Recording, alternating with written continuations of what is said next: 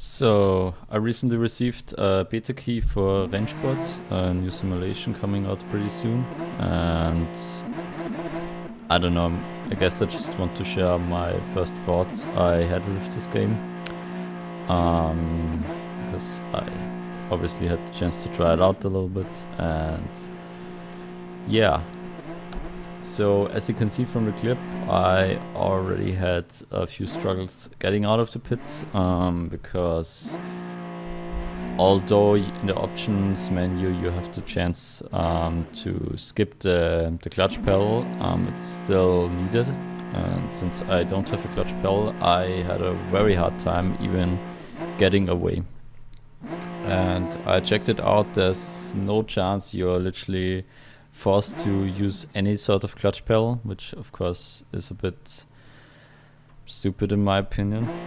And yeah, so after some time and some cheating and whatnot, and trying to just roll the car, I just finally got it going. And yeah, as you can see, the game actually looks pretty nice. It's I think Unreal Engine 4 or 5. Can't exactly remember, but one of the two. And yeah,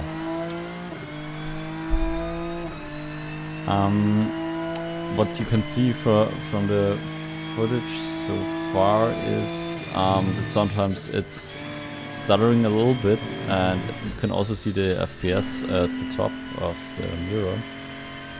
The FPS drops by like 10 during recording, which is a bit questionable, but hey, let's give it the benefit of the doubt for now. It's still it's still a beta game, and there's still lots of opportunities for them to iron that out. And yeah, sometimes you can even notice the sound just going away for a few seconds. I did not experience this in game, but now that I've skipped through the recording a little bit, it seems to me that the game sometimes, or at least the game within the recording, sometimes just stops giving out audio, and sometimes the frame just freezes for like 2 to 3 seconds, which of course is a bit unideal. What about the driving? The driving was actually pretty decent. It took me some time to figure out how to make this game enjoyable for me, because at my first try I kinda had a very loose wheel, and that was not really great. But after I watched a video by another person who also had beta access, I just took his settings and that worked perfectly fine for me.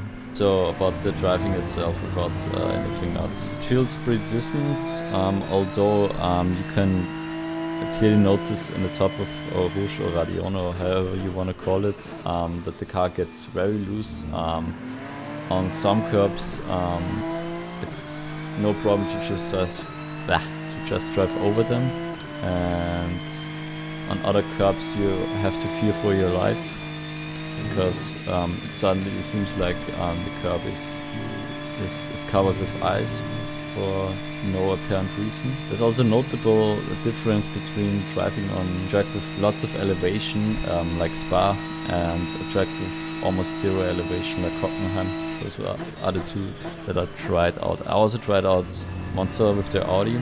The curb driving is not as easy as you might think it is. Kind of reminds me of the early days of Sette Corsa Competizione, where it was basically impossible to use curbs. In terms of changing traction control and ABS, that seems to work pretty good. About the sound was pretty okay, I think. Sounds pretty good on the BMW, but the Porsche and the Audi still need some work.